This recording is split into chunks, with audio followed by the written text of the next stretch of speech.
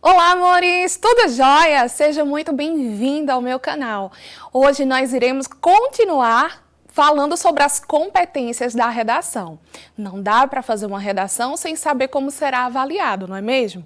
Então, hoje nós iremos falar sobre a competência 3. Pois é, vamos descobrir o que é que esse corretor tanto vai olhar na nossa competência, por que ela é tão importante. Então fica comigo que eu tenho certeza que você vai adorar. Só não esquece de se inscrever no canal, de curtir, de compartilhar, de dar aqui, né, aquela moralzinha à professora, porque afinal de contas a gente vai se incentivando, vai se empolgando para criar mais conteúdos para vocês, beleza? Então vamos lá, galera!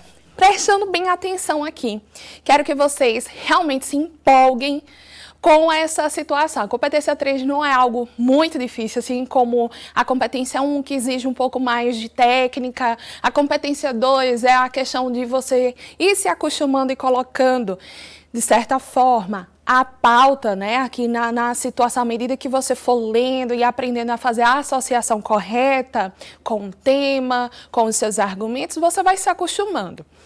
A competência 3, ela equivale àquela situação que muitos alunos me procuram, certo, no Instagram, no privado, já para perguntar. Professora, eu até sei da estrutura da redação, que está lá na competência 2. Professora, eu sei o que é para fazer em cada passo. O problema é que eu tenho muita dificuldade de organizar as ideias. E é justamente nessa parte da organização em que a gente observa aqui, que ele vai pedir para a gente selecionar, relacionar, organizar, interpretar informações, fatos, opiniões e argumentos em defesa de um ponto de vista. É aqui que a gente vai perceber que a organização, a consistência, a estratégia serão os pontos mais importantes, porque a gente vai estar defendendo, galerinha, sabe o quê? A nossa tese, o nosso ponto de vista. E esse ponto de vista precisa ser cada vez mais pertinente com os argumentos o que argumentar mesmo é convencer.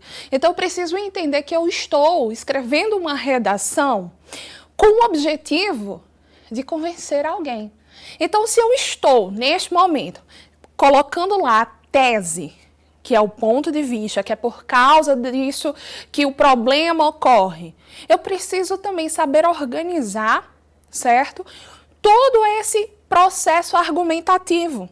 Então, é só isso, eu preciso entender que quem vai brilhar nesse instante, que precisa do início ao fim da continuidade, é a escolha da tese e a escolha dos argumentos. Tudo bem? Beleza? Sendo assim, eu preciso ter noção de qual é o meu plano estratégico, né, para mostrar a lógica argumentativa que eu venho construindo. Então, o corretor, nessa etapa, ele vai analisar, sobretudo, o projeto textual. Pois é, o projeto textual, que é o sentido que você vai dando ao texto, precisa deixar claro, gente, precisa deixar em evidência que você pensou em cada pontozinho que você foi construindo ao longo do texto. Não pode ser ideias aleatórias, por exemplo, inicialmente quando vocês vão definir quais são os argumentos lá na apresentação da introdução, fica muito claro, gente, a necessidade de você começar no processo de desenvolvimento escolhendo qual argumento veio primeiro, qual o argumento que vem depois, quem é que tem um peso maior, quem tem um peso menor. Por que ao longo do texto ele vem sendo colocado daquela forma? Por que eu preciso trabalhar com tal repertório? O que ele vai trazer como ideia e peso argumentativo? A sua ideia precisa ganhar forma, ela precisa desenvolver e ganhar fluidez, certo? Que isso vai ser dado com a coesão, a competência 4 que a gente vai ver depois. Uma vai ajudando a outra, concatenando as ideias.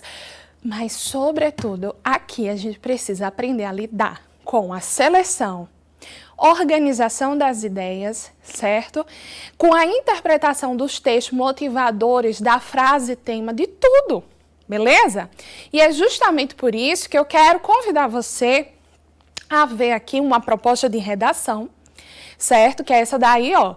Vai vir, perceba que a proposta de redação é isso daí, que a gente vai observar que a partir de então, a gente vai ter, deixa eu ligar aqui minha canetinha, a gente vai ter aqui, ó, a partir da, eita, voltei, não consigo ter uma coordenação motora.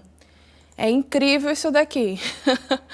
Vamos botar aqui o laserzinho que é melhor. A partir da leitura dos textos motivadores, quer dizer, interpretação, e com base nos conhecimentos construídos ao longo da sua formação, que é o quê? O conhecimento de mundo, competência 2, aqui é competência 3, redija texto dissertativo, argumentativo, competência 2, em modalidade escrita formal da língua portuguesa, competência 1, sobre o tema para você tem que trabalhar em cima da temática, é justamente o processo de quê? Evasão escolar, estratégias para combater este fato no Brasil, apresentando proposta de intervenção que respeita os direitos humanos, competência 5, selecione, organize e relacione de forma coerente, competência 13, coesa, competência 4, argumentos e fase em defesa do seu ponto de vista, competência 3.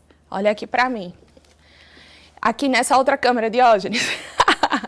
Então, perceba que se você, assim, falar, ai meu Deus, eu nunca vou lembrar das competências da redação, toda e qualquer proposta de redação, vem com isso daí escrito. E aí, aqui estão as 5 competências distribuídas. Talvez você nunca tenha se dado conta, mas elas estão aí.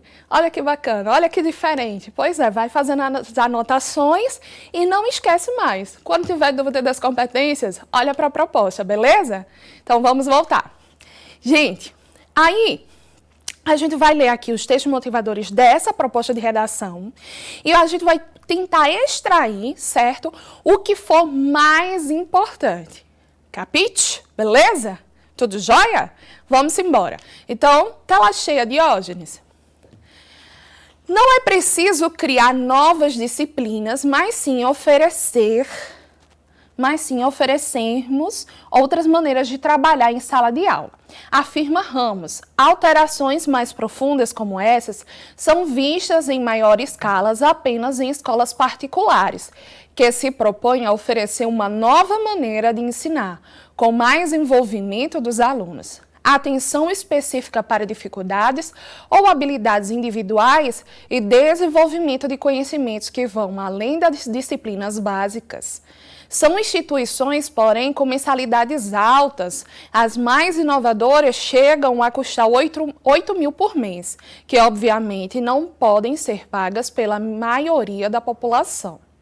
Há, portanto, necessidade de revisão e implantação por políticas governamentais de iniciativas que contemplem as mudanças na rede pública. Isso inclui investimento em formação e valorização dos professores. Temos que focar em um projeto de país que coloque a educação como eixo estratégico, afirma Priscila Cruz, fundadora e presidente executiva do movimento Todos pela Educação. Ou fazemos isso, ou o Brasil perderá o bonde da história de novo. E aqui foi uma entrevista da istoé.com, a revista, e justamente em que se fala sobre a evasão escolar. Então, Diógenes, tem como eu aparecer ali no cantinho, Diógenes? Então, em tela cheia para a gente continuar também. E a gente vai dar uma olhadinha. Qual seria a ideia principal desse texto 1? Se a gente parar para pensar, o texto 1, a ideia principal é justamente a necessidade de revisão de políticas governamentais e iniciativas de mudança na rede pública, já que se fala tanto das escolas particulares como, vamos dizer assim, como modelo, mas que a gente tem que ter em consideração as divergências socioeconômicas do país e aí a gente consegue tirar essa ideia. Gente, essa ideia não está escrita aí no texto motivador. Foi uma interpretação que eu fiz. Então, é isso que eu quero que você preste atenção hoje. Eu quero que você observe como a interpretação adequada desses textos poderão te ajudar a nortear os eixos que vocês precisam criar para fundamentar a redação de vocês, beleza? Olha esse segundo texto aí. No caso, eu vou ter que subir ali. Tem como colocar lá em cima para eu poder ler o texto 2? No outro lado, do outro lado. Bora lá. Aqui é meu editor, gente. Então, olha só. Qual o impacto da educação na sua vida? Esse é um texto 2, a gente observa que é uma imagem, né, que é um texto verbal e não verbal, e que diz assim, por que abandonei a escola? Então, essa é uma pergunta que a gente percebe do jovem, né? Cada ano, adicional na escola, a média aumenta... Não, desculpa. Cada ano adicional na escolaridade média aumenta em 12% a renda individual. Olha só que fato importante. País com maior nível educacional tem filhos com maior tempo de escolaridade. Segundo ponto. São argumentos dessa imagem, né? Pessoas mais escolarizadas têm melhores quadros de saúde. Jovens que concluíram a educação básica têm menos chances de ser vítima de homicídios. E do lado, aqui, ainda perto do jovenzinho, ele diz o seguinte, 40,3% por considerar a escola desinteressante, abandonou a escola. 21,1% abandonou a escola por motivo de trabalho ou de renda. E 10,7% por falta de unidades escolares. Então, o que a gente pode perceber dessa ideia principal do texto? Que os motivos do abandono escolar, eles são pertinentes, obviamente, soma-se ao que foi dito anteriormente, na falta de investimentos, porque a escola passa a ser desinteressante, bem como os impactos disso na vida dos estudantes e também do país, porque isso vai reverberar, gente, no coletivo. Não é algo só individual, não é algo que afeta apenas um indivíduo, mas isso, quando se junta, reverbera socialmente, sabe? Então, é super importante esse texto 2. Veja como foi possível extrair essas informações e isso não está escrito aí. Beleza? Vamos para esse segundo texto, terceiro texto, que é o texto que tem também dados estatísticos, certo? Diógenes, me desce lá para o cantinho, do lado esquerdo. Deixa eu ver aqui.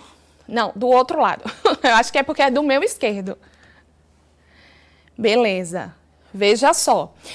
No texto 3, nós temos a seguinte informação. População de 4 a 17 anos que não frequenta escola no Brasil. Isso é um dado recente de 2017, certo? Isso foi revelado. Então, a gente tem em torno de 2 milhões de pessoas que deixam de frequentar a escola. Não é simplesmente faltar, é deixar de frequentar, é abandonar. Então, veja bem aqui, ó, a idade.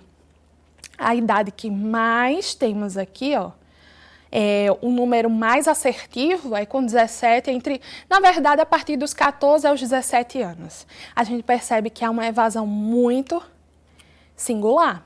E veja, qual é a ideia principal? Em torno de 2 milhões de jovens que deixam de frequentar a escola à medida que a idade aumenta e o ano escolar. Eita, e o ano escolar também. Ano escolar também. Beleza? Então, temos aí 2 textos importantes, verbal e não verbais, verbal e não verbal, que traz, certo, essas informações. Desculpa aí a fungada. E o texto 4, minha gente, traz a seguinte ideia. Vamos ler. O Ministério da Educação lançou uma carta compromisso com objetivos para a educação básica até 2022, além de uma meta geral para os próximos 12 anos. Chamado Compromisso Nacional pela Educação Básica, o documento deverá ser usado como um plano estratégico para as políticas da pasta. O texto inclui pontos como a construção de 4,9 mil creches até 2022, ampliação da carga horária de escolas públicas para diminuir a evasão escolar, acesso à internet em escolas rurais, coisa que, se for parar para pensar neste ano, mostra muito a situação de disparidade, né? No sentido assim, de investimentos, porque enquanto você está aqui tendo acesso à internet, tem pessoas que nem sequer isso têm. De colégio cívico, ali ó, rurais, implantação de colégios cívico-militares e formação de professores de educação básica por meio do ensino à distância. Certo? E eu retirei isso, daí a fonte desse texto está na G1 e a notícia é de 2019, ou seja, é recente e dentro do governo vigente. O que significa dizer que é uma pauta importante a ser discutida. Tendo isso em vista, qual seria a ideia principal? Eu coloquei justamente melhorias na educação de base até 2022, é um compromisso que se tem. E aí é necessário criar planos governamentais, mais uma vez entra em torno dessa discussão. Certo? É uma iniciativa que se tem. E aí a pergunta que se faz é, será que essas estratégias elas são suficientes e são eficientes para essa temática? Então, agora pode botar a tela cheia, vamos lá. Tela cheia não, pode voltar para mim, Diógenes. O que dá para a gente perceber é o seguinte, nessa discussão, o ponto principal é justamente, assim, dos textos motivadores, a gente tem vários olhares, né, várias situações desses textos que dá para a gente arrancar essas informações sem necessariamente ficar preso ao texto, à ideia central do texto, mas na interpretação que elas nos traz. E a partir disso dá para a gente perceber por quais caminhos nós queremos trilhar, né, escrever, dissertar e argumentar no nosso texto. Então, a partir dessas ideias, a gente vai fazer agora o quê? A gente vai analisar a frase tema, beleza? Vamos ver em tela cheia e eu fico aqui no cantinho. Eu acho que no cantinho lá de cima é o melhor. Olha, em cima. Onde tem um espaçozinho lá em cima, eu acho que fica legal. Aí, olha só, a gente tem evasão escolar, estratégias para combater este fato no Brasil. Então, o que a frase tema ela pede? Né? Depois da gente interpretar esses textos motivadores, a gente primeiro precisa lembrar que eu preciso aqui, ó, saber a diferenciação entre o que é assunto geral e o que é o recorte do tema. O que seria o assunto geral? O assunto geral é justamente quando a gente percebe que aquele é o problema social mais amplo, que é a evasão escolar. Imagine o INEP pedindo para você fazer uma redação assim. Faça uma redação sobre evasão escolar. Como assim? Evasão escolar? Só isso? Não dá, né? Então o INEP, ele recorta algo dessa temática para você poder escrever. Então, a parte do recorte que aparece, aqui está bem em evidência, é as estratégias para combater este fato no Brasil. Então, essas palavras como estratégias, combate, né, desse problema aqui precisam aparecer ao longo da sua argumentação. Então, o assunto geral vai ser evasão escolar. O recorte, estratégias para combater essa questão, é tanto que eu mudei essa questão para a gente perceber que a evasão escolar é o problema.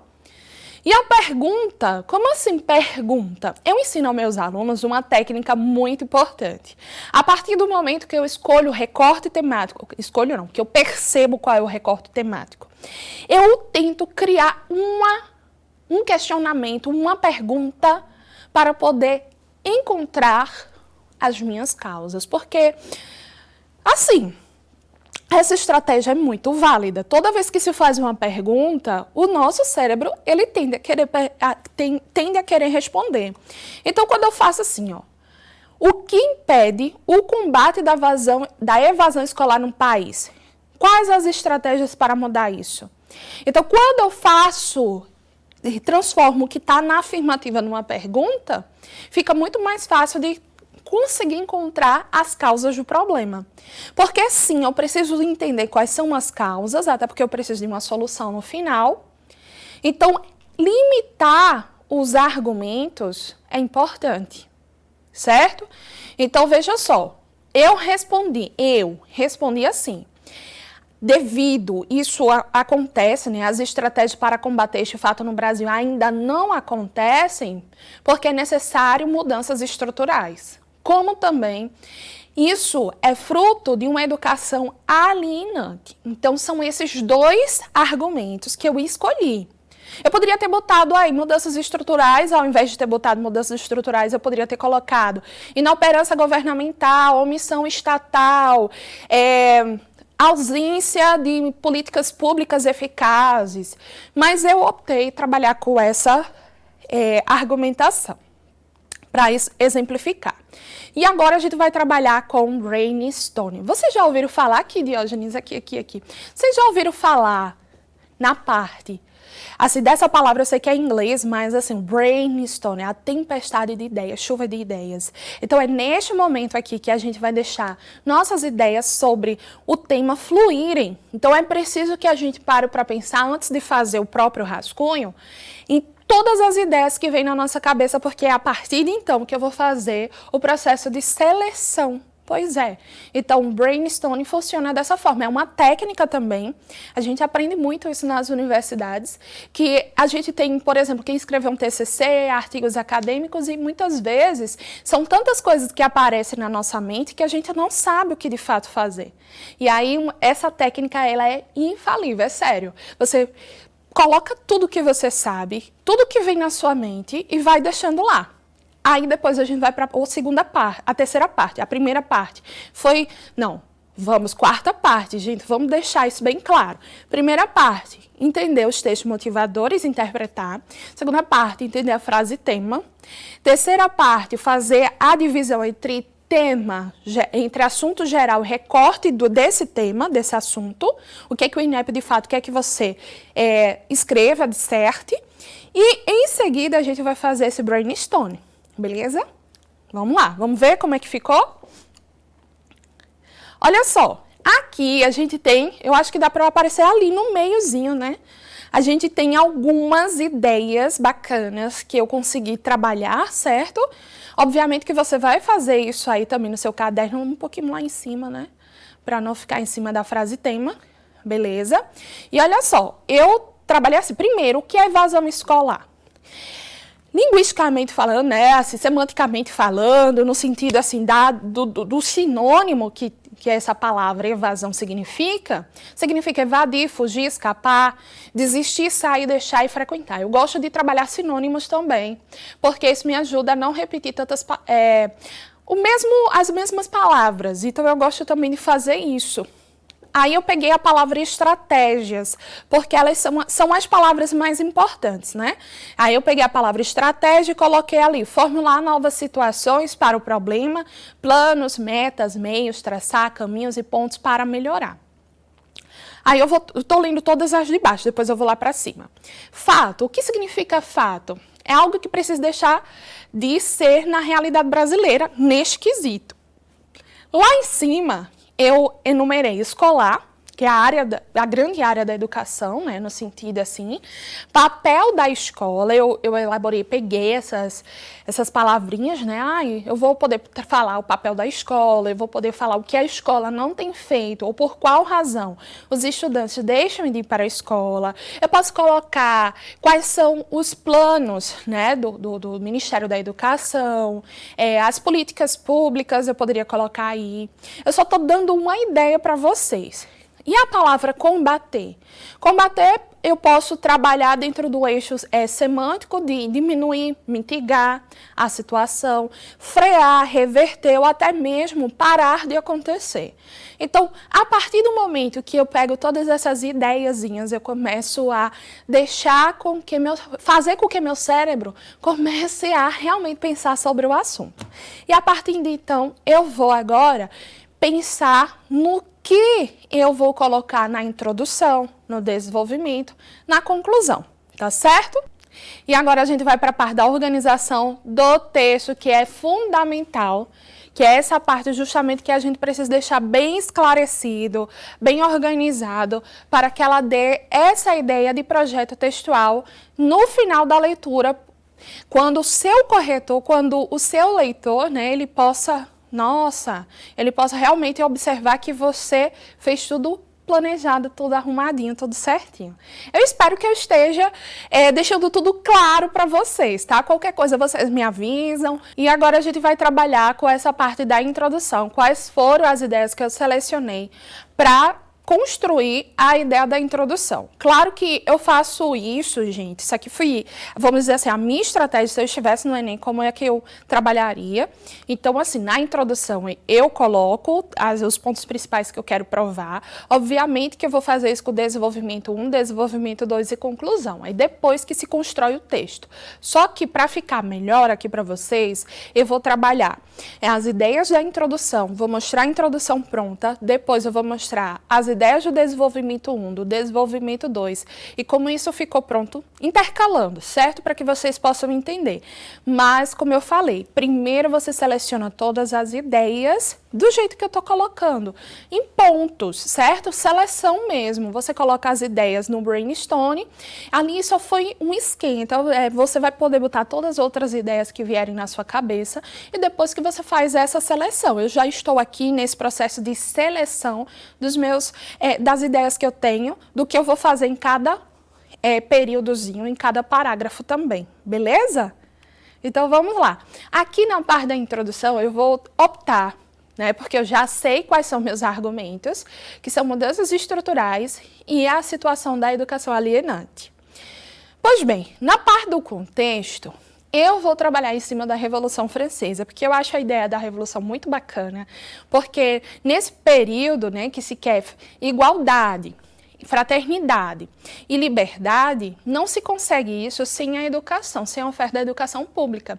E eles lutam muito, a ideia também é lutar pela educação pública. Então, eu vou trazer isso daí para abrir essa redação. E a gente vai observar que o problema a ser resolvido vai ser justamente o quê? Por que isso ainda é um entrave no Brasil? Então, eu preciso apresentar que, apesar, por exemplo, na Revolução Francesa, a gente vai ter séculos atrás e a gente, em pleno século XXI, ainda tem isso como um problema social aqui no Brasil. Beleza? E aí, como é que ficou a introdução? Eu criei dessa forma. Então, vamos lá, na leitura aqui, ó. No contexto da Revolução Francesa, a Declaração dos Direitos do Homem e do Cidadão assegurava que a sociedade deveria ser favorecida com todo o seu poder, o progresso da inteligência pública, por meio da instrução ao alcance de todos os cidadãos. Agora, olha, isso aqui é tudo bonitinho, tá tudo muito bem, Revolução Francesa, mas o que isso tem a ver com o Brasil? Aí é que começa a problematização. É tanto que esse elemento coesivo aqui, esse operador argumentativo, ele ajuda a construir a disparidade. Entretanto, esse conceito histórico, ainda hoje, é negligenciado, sobretudo no Brasil, onde a evasão escolar é um entrave social. Então, eu estou limitando, estou mostrando que é um problema. Eu estou deixando claro que esse entrave social, que é a minha opinião, eu estou dizendo que isso é um problema. E agora eu vou apresentar os argumentos que causam esse problema, deixando bem claro aqui para o leitor que é preciso criar estratégias. Veja, nesse sentido, é preciso que estratégias sejam aplicadas para alterar essa situação que possui mudanças estruturais e educação alienante como fatores complexos. Pois bem, pode voltar aqui para mim. Observem como essa introdução foi feita assim, passo a passo, bem direitinho. São 3 períodos aí que mostram a parte do contexto. A gente vai contextualizando, já aparece a palavra ali, educação, progresso social, parará. E em seguida a gente percebe que isso ainda é um fator negligenciado, não é a primeira coisa que o país, as políticas públicas pensam. E aí eu mostro isso como entrave social e no final eu mostro que existem 2 aspectos os quais precisam ser mudados para poder melhorar e para que haja assim um retorno dessas pessoas à questão da escola. Tudo certo? Tudo jóia? Espero que sim. Espero que vocês estejam entendendo. Ademais, temos a parte do desenvolvimento 1 que precisamos analisar aqui. O que eu vou colocar? Veja bem. Mudanças estruturais implicam em quê? Tu me coloca aqui, Diógenes? Mudanças estruturais implicam em quê? para provar que é necessário que a escola mude para que a concepção de ensino também mude. Aí eu vou utilizar um repertório para fortalecer o meu argumento por meio do filósofo Edgar Morin. E relacionar isso mostrando que o ambiente da escola não é atrativo e não ajuda a superar questões fora do mundo da escola. Tudo certo? Vamos ver como ficou este parágrafo construído.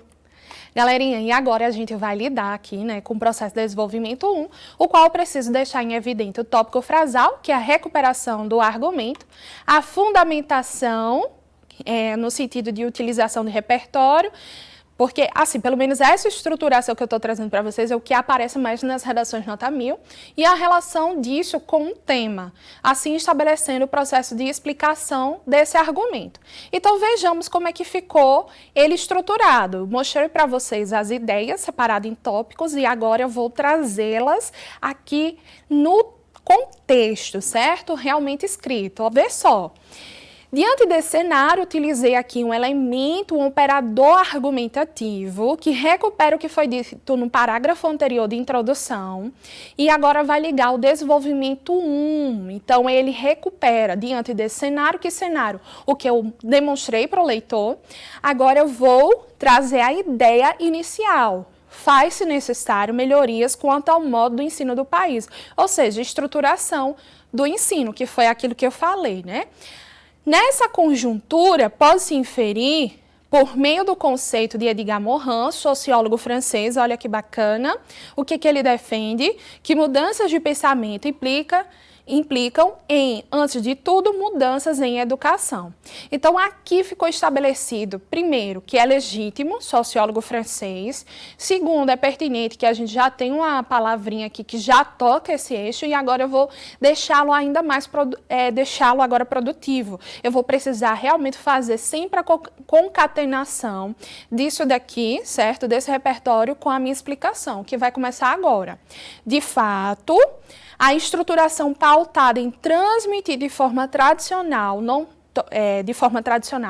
torna esse espaço estimulante para o adolescente. Então, vejamos, eu já estou falando que o fato dessa estruturação odierna, de agora, ela não deixa, né, esse adolescente realmente satisfeito. Por quê? Pois a forma como as instituições de ensino conduzem suas diretrizes não condiz com tais preceitos, né? Que preceitos de mudança, de melhorias, a exemplo da falta de um currículo mais adequado com o contexto desses estudantes. Então, a gente tem que perceber que o Brasil ele é enorme, que tem contextos totalmente diferentes, divergentes, que precisam realmente ser enquadrados. Sendo assim, nota-se o quanto esse ambiente não é atrativo. Olha só, o tempo todo eu reforçando a necessidade de melhorias, o que dificulta ainda mais a permanência do aluno em tal espaço. Então, se ele não é atrativo, o aluno foge, né? Ele vai embora. Uma vez que o desinteresse é algo notório diante das reais necessidades do estudante, o qual procurará alternativas fora dos muros da escola que possam preencher essas insatisfações. Ainda mais quando esse modelo de ensino não ajuda a superar os entraves externos, porque a gente tem entraves internos, mas também tem os externos que, de certa forma, eles têm que enfrentar isso no dia a dia, como a violência urbana, doméstica e a necessidade de trabalho. Então, veja como a gente fechou aí, mostrando que, de fato, é necessário ter melhorias. Beleza? A primeira estratégia é criar melhorias. Já no desenvolvimento 2, posso aparecer aqui. Oi. Temos aqui, ó, método de estudo pautado na competitividade. Oi, gente, aqui para você ficar, né, de olho em mim. Que implica na formação alienante do estudante. O que é esse estudo pautado na competitividade, né? Aquela coisa de pensar só no vestibular, não é nem o que a gente está fazendo agora. E aí eu vou utilizar o filósofo Mário Sérgio Cortella, que é brasileiro, né, e analisa como as escolas fracassam, a relação com o contexto do século XXI, e vou mostrar que esse mundo competitivo e vestibulares em detrimento dos valores da formação para a vida, eles muitas vezes não farão sentido para todo mundo, para todo jovem, para todo adolescente, enfim. Tá certo? Gente, esse é o segundo desenvolvimento que a gente vai trabalhar utilizando, não esqueçam, né? O além disso, ademais, outros sim, que são operadores argumentativos também. Neste caso, esse vai ligar o parágrafo anterior com o próximo, certo? Na ideia de soma. E aqui eu vou seguir a mesma estruturação, tópico frasal, fundamentação do tópico, que é a relação de colocar um repertório, e a relação com o tema. Não é obrigatório você sempre ter uma fundamentação, mas eu sigo muito o que o aluno nota 1000 traz. Então, eu percebo que todos eles trazem uma fundamentação, tá certo? Então, veja bem, além disso, a instrução é pautada na competitividade conteudista, que diminui os valores que esse sistema poderia promover na formação cidadã. Ou seja, eu estou falando aqui da educação alienante. Nesse viés, vou dar continuidade, o filósofo contemporâneo, já tornei o que? Legítimo, o repertório. Mário Sérgio Cortella analisa que muitas escolas fracassam quanto à sua missão de preparar o indivíduo para a vida, o que é um anseio de muitas famílias ao colocar as crianças na escola, porque também tem isso, né? A própria família, ela também acha que a escola tem que cuidar dessa criança, tem que preparar a criança para algo que era a família que deveria fazer. E a escola já é o tempo todo pautada nessa questão de vestibular, de Enem, de conteúdo, que também não ajuda. Então, essa criança, esse adolescente fica perdido nisso tudo, né? Então, isso porque, agora eu vou explicar o que é que isso tem a ver, né, do filósofo com vamos dizer assim, com a fundamentação que eu quero criar. Os contornos das relações do século XXI já não são como antes e o jovem não é preparado para viver nesse mundo competitivo, narcisista e excludente. Então, eu vou jogando aqui a argumentação. Isso significa dizer que soterrar o jovem de informações a serem decoradas, de atividades automáticas, relações autoritárias e ensino direcionado exclusivamente para o vestibular é um modelo ultrapassado, certo? Dessa forma, faltou uma vírgula. É inevitável a saída desse grupo das instituições, uma vez que o engajamento juvenil fica em último plano e, por essa razão, a instituição de ensino não cria um lugar de pertencimento, o que torna fácil o abandono por parte do estudante. Beleza? Então ficou tudo bem estruturado, tudo bem aí arquitetado, e agora eu vou mostrar a parte da conclusão. Posso aparecer, Diógenes, lá em cima, acho que fica melhor. E olha só, na parte da conclusão, minha gente, eu tenho que resolver os dois problemas. Professora, eu posso resolver só um? Sinceramente, se você resolver só um e tiver os 5 elementos, você tira 200, beleza. Mas em relação à competência 3, que é a parte da organização textual, a competência 3 ela faz relação com a competência 2, com a competência 3 e faz relação com a competência 4 e com a 5. Pois é, só não muito com a 1. Então, o que acontece? Nessa preparação da tua redação, vamos supor assim, tu fez a conclusão resolvendo só um problema, mas tu apontou que são 2. Aí o que isso tem a ver? Né? Depois o leitor fica assim, mas e o segundo problema? Fica aquela falta, então resolve os dois. Claro que tem a possibilidade de você resolver com um agente só, com uma atitude só, os dois problemas, de repente você consiga.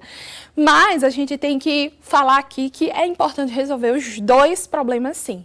Tá? Isso daí eu digo com toda certeza. Então, para resolver o problema 1, que são as mudanças estruturais, eu vou escolher como agente o Ministério da Educação. Obviamente que eu estou falando de escola.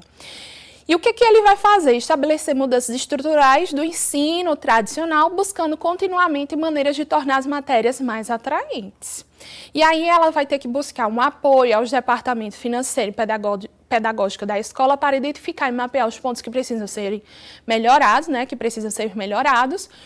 Não deixar de ouvir o corpo estudantil, porque eu acho que uma das principais falhas está aí, quando não se escuta o que esse adolescente quer, o que ele busca, e até para eles poderem se sentir relacionados ao cotidiano do que a escola oferta. Já para resolver o problema 2, que é a educação alienante, eu vou trazer ainda as escolas, mas no contexto de instituições mesmo, para que elas possam se adaptar às iniciativas e à realidade brasileira e a capacitar o corpo docente para saber lidar com as novas tecnologias, porque tem aulas que são extremamente cansativas, que não são lúdicas, que não trazem realmente um chamativo para esse jovem, né? Para o adolescente, para a criança. Por intermédio de experiências em novas abordagens, a exemplo de ferramentas digitais, com o objetivo de tornar o ensino mais atrativo. Vamos ver como é que ficou? Agora eu vou sumir. Bora lá. Portanto, faz-se necessário que haja estratégias eficazes na alteração do modo como se enxerga a escola e nas didáticas ultrapassadas a fim de mitigar a evasão escolar. Então, eu fiz um resumo dos meus argumentos com outras palavrinhas. Para isso, o Ministério da Educação deve o quê? Estabelecer mudanças estruturais do ensino tradicional, veja que eu deixei com todas as cores para você perceber, buscando continuamente maneiras de tornar as matérias mais atraentes, por meio do apoio aos departamentos financeiros e pedagógicos da escola, para identificar e mapear os pontos que precisam ser melhorados, além de ouvir o corpo estudantil para garantir dessa forma que os estudantes possam aplicá-las e relacioná-las ao seu cotidiano. Então, isso tem a ver com as melhorias, tá certo? Professor, isso tudo cabe no finalzinho, com 7 linhas, cabe porque minha letra é pequena e deu sim, vá treinando que vai dar para você também. Ademais, é preciso que as escolas adaptem essas iniciativas à realidade brasileira, porque não é a realidade dos Estados Unidos, da Europa, do Japão, por intermédio de experiências em novas abordagens, bem como deve capacitar o corpo docente para saber lidar com novas tecnologias.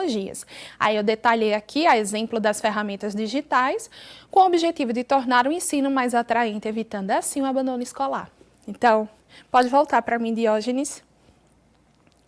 Então, perceba aqui, com toda essa parte aí que eu busquei criar o brainstorming, né? Desde o início, da interpretação dos textos motivadores, a interpretação da frase temática, o processo em que a gente fez assim, um brainstorming, que é jogar todas as ideias que a gente sabe, depois o processo de seleção dessas ideias, para poder saber o que fica melhor, o que cabe melhor, e aí que a gente constrói o nosso rascunho. Tá certo? Professor, isso vai levar muito tempo. Com muito treino, você consegue, eu digo com muito treino, faltando pouco tempo para o Enem, mas com muito treino, se você pelo menos tentar fazer uma redação ainda, 2 por semana, você consegue, gente. Vamos ter ânimo, vamos ter coragem que vai dar certo. E mesmo que você esteja vendo meu vídeo hoje, daqui a 1 ano para o Enem, é isso, tem que treinar bastante, porque você vai conseguir.